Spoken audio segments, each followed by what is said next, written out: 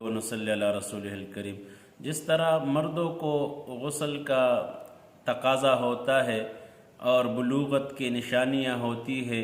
کہ وہ ان کے بغل کے بال اور مونچھوں کے بال اور زیر ناف بال یہ ظاہر ہو جاتے ہیں، اور اسی طرح خواب میں احتلام کا شکل وہ بن جاتا ہے۔ اسی طرح عورتوں کا بھی مسئلہ ہے کہ تقریباً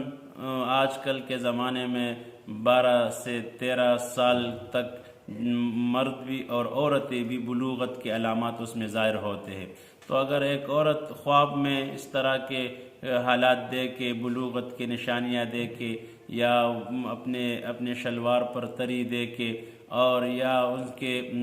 بغلوں کے بال یا زیر ناف بال یہ ظاہر ہو جائے،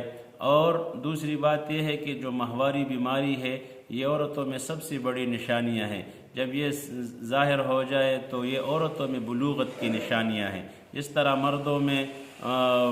مونچھوں کے بال، اور اسی طرح بغل، اور اسی طرح زیر ناف بال، اور اسی طرح خواب میں احتلام کا ہو جانا، یہ سب سے بڑی نشانیاں ہیں۔ تو اسی طرح عورتوں میں بھی یہ فطری چیز اللہ پاک نے مرد عورتوں میں رکھی ہے، تو عمر کے لحاظ سے بھی ہوتا ہے، اور یہ علامات بھی ہے، خاص کر عورتوں میں جب ان کے یہ ماہواری بیماری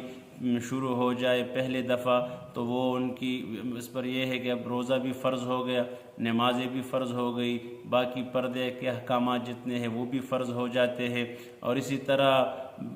بلوغت کے بعد جتنے بھی احکامات ہیں شریعت کے وہ سب عورت پہ لاگو ہو جاتے ہیں۔ تو لہٰذا مرد عورتوں میں یہی علامات ہے بلوغت کی۔